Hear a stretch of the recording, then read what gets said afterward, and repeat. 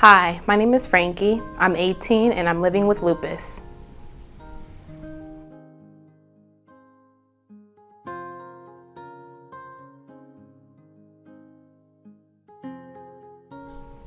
I was a competitive cheerleader for 5 years, and I used to go to practice twice a week and tumbling once a week.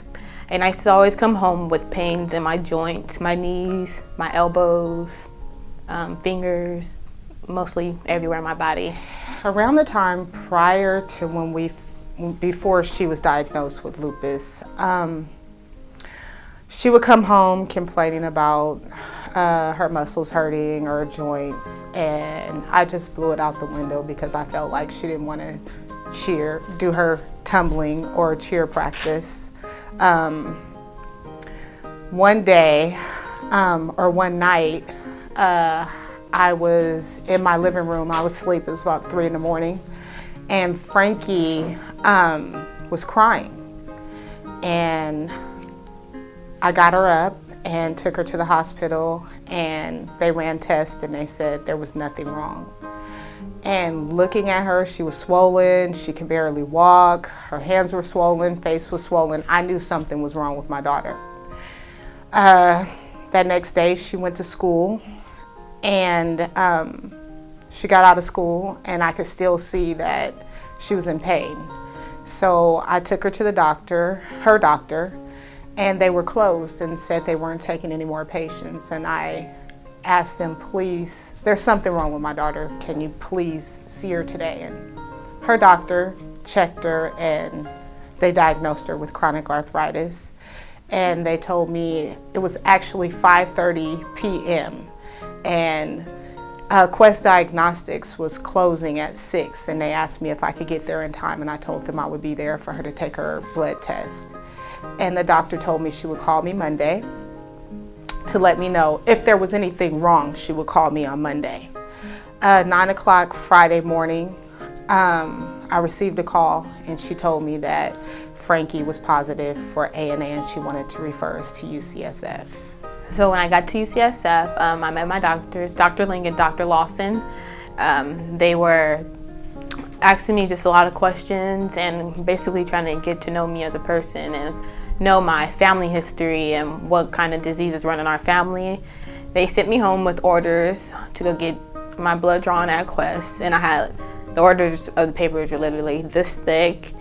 And I'm a person that's scared of needles, so when I'd see all the blood they had to take, it was literally like a lot of blood. And so as a week went past, I had like 2 weeks, I think, went past, and I went to get my blood work done, and then it's finally time for my another appointment with them. So I drive back to San Francisco, me and my mom, and we get there, and then now they have like facts now, like the real deal raw, and they can tell me what I have. So I was, when I get there, we go through the blood work, and it shows that like I'm like borderline, like barely like not making the lupus mark. And so basically they were like, yeah, you have lupus. So when I found that out, I just kind of looked, and I'm like, you don't really understand it. Like, somebody tells you you have a disease, you're like, whoa, like I have something I have to live with. Okay, I don't want to cry yet. And so they got to the line and said, oh, you have a lupus. And I still didn't know what lupus was. I'm just like, I just heard them say that on America's Next Top Model because the lady had lupus. And I'm just like, okay. So when they break it down to you, they're like, oh yeah, you have arthritis, and your your organs can start failing. And I'm like, I'm only 16. I thought this happens to old people. So I'm just like, that whole day after that, I was kind of like out of it. Like, didn't really want to talk to nobody, couldn't eat for some days. My mom was right there, and we just kind of cried and cried and cried. And they sent me home with like meds, like a lot of medicine, and I didn't even know how to take pills at the time. Like, I used to chew my pills, so I had to finally learn how to swallow pills. And So basically from that point on, my life changed forever. And I remember sitting in that room and we just cried. I felt like, why did it have to be her? If it could be me, I wish I could take her pain away. I wish it could be me. Having a child with a chronic illness and there's nothing you can do about it, it makes you feel helpless as a parent. You have to be strong for your child. And I'm an emotional person, so I'm a crier, but you have to tell her everything's gonna be okay and it's okay. But when you're not able to do anything about it, I feel like somewhat like I'm failing.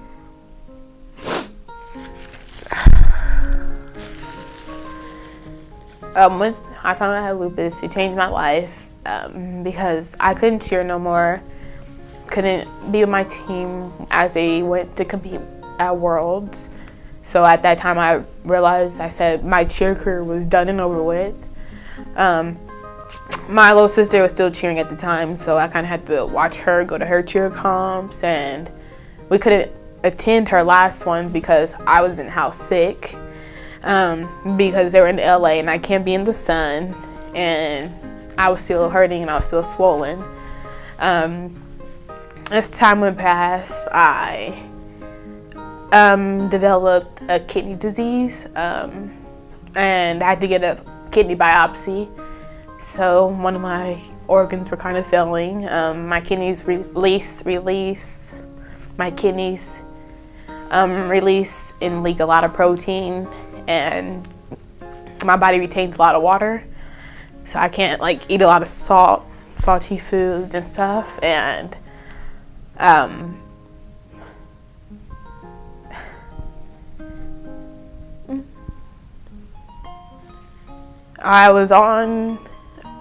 at first I started on pills with chemo, and my hair started like thinning out, and then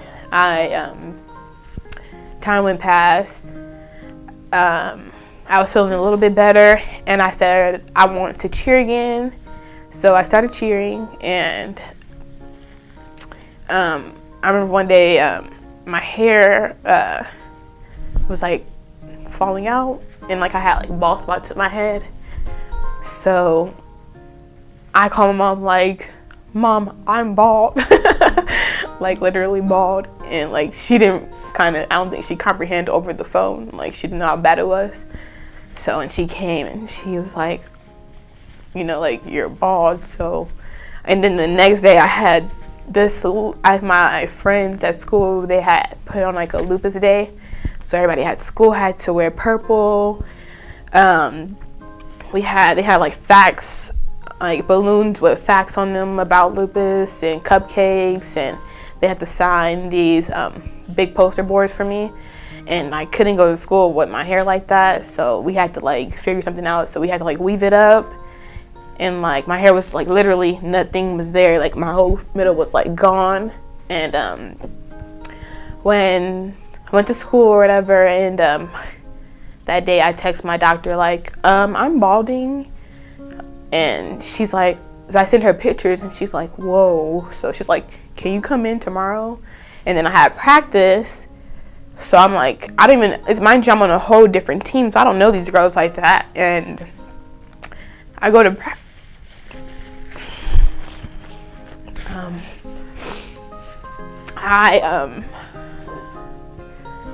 I called like the coach like, oh, I don't want to go to, Frankie can't make it to mom's like, Frankie can't make it to practice, she has a doctor's appointment and her hair's falling out. I go to practice, and I had a hat on. Then I believe after that, like, I didn't go to school or whatever, and then I just finally cut it off. I was just like, forget it, like, it's nothing there. So I cut my hair off, and I remember walking into practice with my hair cut, and everybody's looking like, oh my gosh. And so I remember one girl was like, did you do it for the cancer? Like, does someone have cancer? I'm like, no, I have lupus. And she's like, oh, I'm sorry. I'm like, it's okay. Like, some people, they really didn't know like that.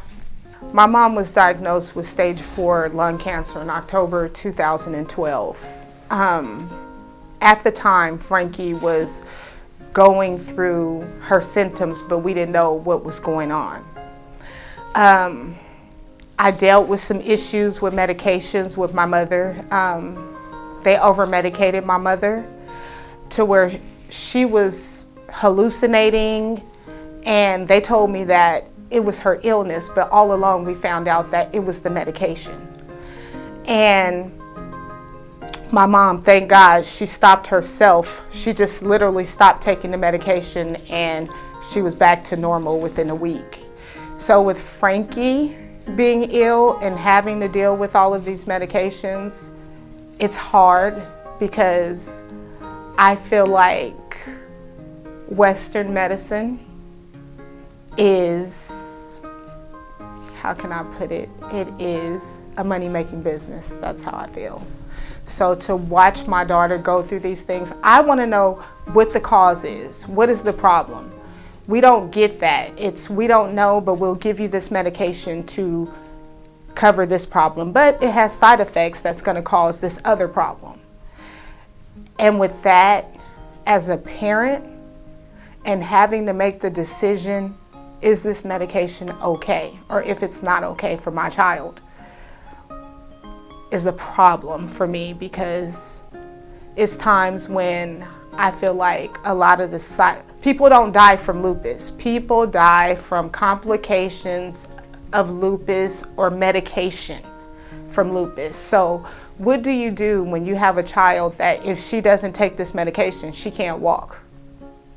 So I started chemo, and I did 2 rounds of chemo. First, they started me off with pills, methotrexate, and then I would just take 7 of those pills like once a week, like on a Sunday. I remember I always take those on Sunday, and that's when my hair fell out, and well, my hair started thinning out, and then they put me on Celsa, which made my hair fall out more, and that's when I just like first said I'll cut it off. Like when I first got my chemo, I really felt like I was about to die, like because I couldn't breathe, like. And like, I think when you know your death, I think people know death, and like that's when I kind of felt like I thought I had like a couple hours left, and I'm like gonna die. I was like, yeah, it's coming, but I never said nothing. It's actually my first time saying something. So like then I was throwing up a lot. So, and then being in the hospital for 10 days, you're like, it's kind of like jail. Like, no, I never been, but that's kind of jail I would think jail is like you can't do anything, you're in the bed, and then it's just I don't know, it's hard. Having a support system is very important when you're dealing with a chronic illness. I have to say, I thought that our support system probably would have been, I thought more people would be involved. My support system is my family that's at home, my household, which is my mom, my sister, my 2 brothers, and my stepdad. I also have a support group that I attend the first Wednesday of each month. And I have a group of friends. We call each other the Fab Five. It's Samantha, Kylie, Monica, and Sabrina. And then the 5th one is me, so we call each other the Fab Five. It was hard for me to make this GoFundMe account because I've never been one to ask anybody for anything. I've always believed in, I've struggled, And, my husband's a business owner, and, business is up and down.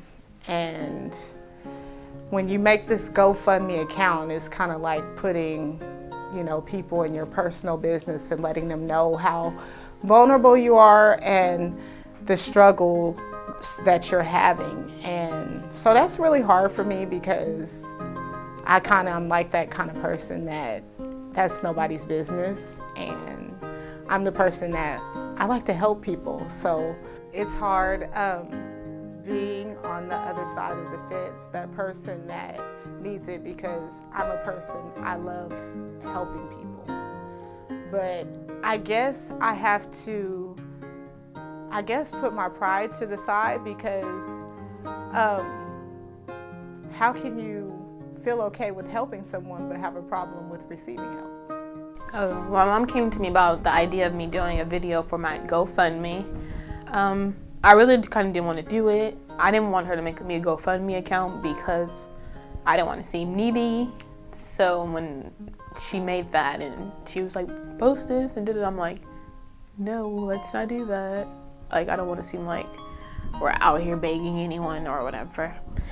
And so when the video kind of came about, I was kind of like iffy. I was like, I don't know, it was just kind of weird. Like, this is normal to me. I don't know. Like, when you get used to something, you're like, it's kind of hard for me to talk about it anyway. So I knew being on camera was gonna be like more hard. I'm not a victim of lupus. I'm a survivor. I'm a college student, so I have to, of course I'm gonna miss a lot of the school days, and if I'm sick, I don't go. If I have appointments, I can't go. So I'm with the disability program at Delta, and they kind of help me work with my teachers, like, so that my teachers can know what's going on. If I have an appointment, they just say, bring me a note, and I get excused from it. If I need extra time taking a test, they'll help me on that. So with that program, it's kind of been like a good help, because I passed all my classes my first semester of college, and as of right now, I'm doing fine. So with this disease, it's caused my family a financial strain, and it kind of hurts because, like, at 18, I don't feel like you should ask your parents for money. You know, you should be kind of out there doing it on your own, but I can't keep a job nor get one right now. So I have to ask, and I don't like doing that. And just been like a struggle, but I don't know. I don't really let it get to me. Like, my mom always told me my job is to go to school and get my education so I can become a nurse. So that's what I'm doing. Kind of have to put school first, and if a job wants me, they'll keep me, and if not, then stick with school.